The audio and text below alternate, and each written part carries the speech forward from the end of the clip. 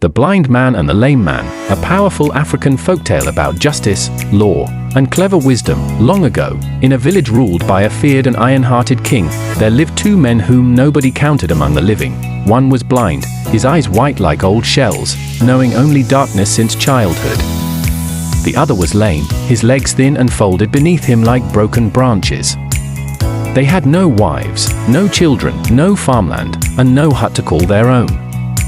When food was shared, they were forgotten. When festivals came, they watched from the dust. Hunger was their constant companion. The queen of the land owned a vast maize farm beyond the Red Hill. It was guarded not by fences, but by law.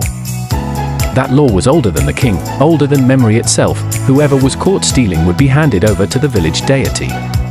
And the deity never spared anyone. Once judgment was given, death followed, swift, final, unquestioned. One season, the rains delayed. Hunger tightened its grip. For days, the blind man and the lame man chewed leaves and drank water to quiet their stomachs.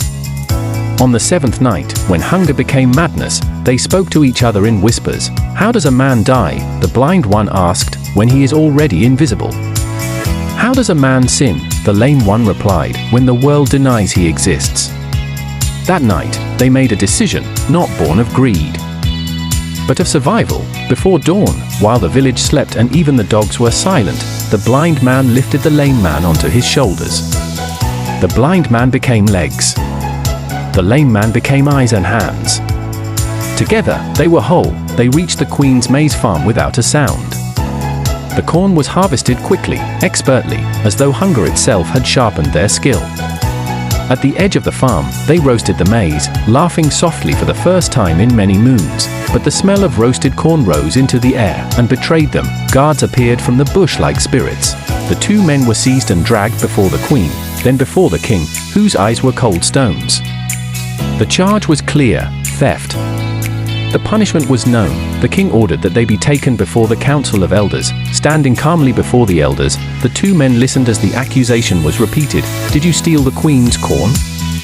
The elders asked. "It is a lie," they answered together. The elders murmured among themselves. The queen insisted. The king frowned. Finally, it was decided. The men would swear before the deity itself. If they lied, death would strike them before the sun dipped low. That day, the entire village gathered at the shrine. Children climbed trees. Elders leaned on their staffs. Silence spread like smoke. The shrine stood ancient and terrible, its presence heavy and unquestioned. No one had ever lied before it and lived. The blind man stepped forward first. "If I ever used my eyes to find the queen's farm and steal her corn," he declared, his voice steady, "let the deity strike me dead now." The people held their breath. Nothing happened. Then the lame man was brought forward. "If I ever used my legs to walk to the queen's farm and steal her corn," he said clearly, "let the deity kill me without delay." The wind stilled. Birds fell silent. Dust refused to move. Nothing happened. Minutes passed. Murmurs followed. Confusion spread. Slowly, fear shifted from the accused to the shrine itself. At last, the elders dismissed the gathering. The blind man and the lame man were released. The village returned home uneasy, whispering, yes, they had stolen the corn.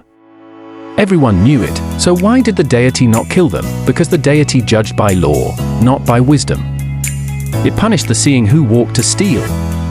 It punished the walking who saw to steal. It was precise, rigid, unquestioning, like a tool obeying its instructions, and these two men had broken no rule as the law was written. From that day onward, the elders began to ask harder questions about justice. The king grew more careful with his laws.